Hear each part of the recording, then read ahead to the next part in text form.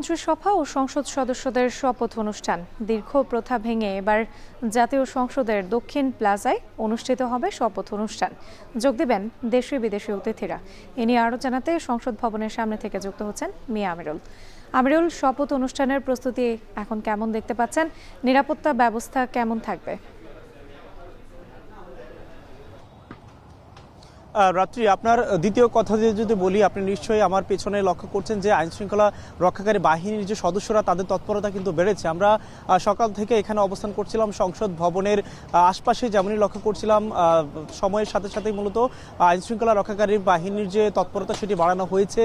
যেহেতু কালকে আপনি জেনে থাকবেন সকাল এবং বিকেল নাগাদ দুই ধরনের মূলত শপথ হবে। সকাল 10টায় প্রধান নির্বাচন কমিশনার যিনি রয়েছেন এম এ নাসির উদ্দিন, তিনি মূলত সংসদের যে শপথ কক্ষ রয়েছে সেখানে মূলত সংসদ সদস্যদেরকে, যারা নবাগত সংসদ সদস্য হয়েছেন 297 জন সংসদ সদস্যদেরকে তিনি শপথ পড়াবেন। এবং সেই সাথে পরবর্তী যে কার্যক্রম রয়েছে, যেহেতু বিএনপি তারা সংখ্যাগরিষ্ঠতা পেয়েছে, সংসদে তাদের প্রতিনিধি বেশি রয়েছে, সেই ক্ষেত্রে তারা সরকার গঠন করতে যাচ্ছে। সেই ক্ষেত্রে তারা যে সরকার গঠন করবে কিংবা মন্ত্রিসভা হবে সার্বিকভাবে মূলত বিকেল 4টা নাগাদ সেটি মূলত মন্ত্রিপরিষদের বা যারা থাকবেন তাদেরকে নিয়ে মূলত রাষ্ট্রপতি শপথ পড়াবেন বিকেল 4টায় ঠিক এই সংসদ ভবনের দক্ষিণ প্লাজা, যেটি আপনাকে আমি দেখানোর চেষ্টা করছি।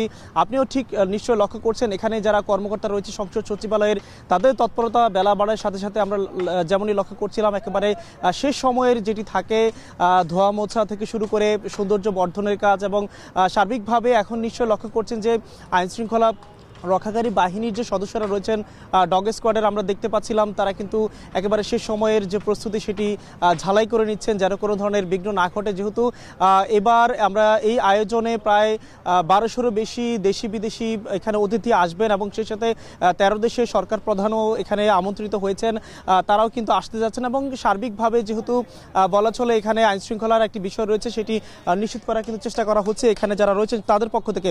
এবং একই সাথে এবারের সংসদকে ঘিরে মানুষের প্রত্যাশা কিন্তু বেশ চরমে গিয়ে পৌঁছেছে, যেহেতু এবারে সরকারি দল এবং বিরোধী দলের মধ্যে পার্থক্যের মাত্রা খুব বেশি নেই। খুব বেশি বলতে, যেহেতু আগে বিগত 2 থেকে 3টি সংসদে আমরা যেমনটি লক্ষ্য করেছিলাম সেটির তুলনায় এবারে কম রয়েছে। বলা হচ্ছিল যে বেশ হাড্ডাহাড্ডি লড়াই তথা কথা লড়াই, যার মাধ্যমে মূলত মানুষের বিভিন্ন সংসদীয় আসনের তথা দেশের বিভিন্ন প্রান্ত থেকে যারা প্রতিনিধি আসবেন সেই প্রতিনিধিদের যেন কথাগুলো এখানে উঠে আসে এবং সেই বিলগুলো পাশ হয়, এবং এরই মধ্য দিয়ে যেন সার্বিকভাবে যে দেশের কার্যক্রম কার্যসূচি এবং সংসদ ঘিরে মানুষের যে প্রত্যাশা থাকে, মানুষের কথাগুলো নিশ্চয়ই এখানে উঠে আসবেন সেটি কিন্তু বলছে এখানকার যারা মানুষ রয়েছে। আমরা জনসাধারণের সাথে কথা বলছিলাম। রাত্রি, আমার কাছে এই ছিল এখনকার সবশেষ, আপনাকে পরবর্তীতে আরও বিস্তারিত জানাতে পারবো। রাত্রি, সংসদ ভবনের সামনে থেকে যুক্ত ছিলেন মিয়া আমিরুল।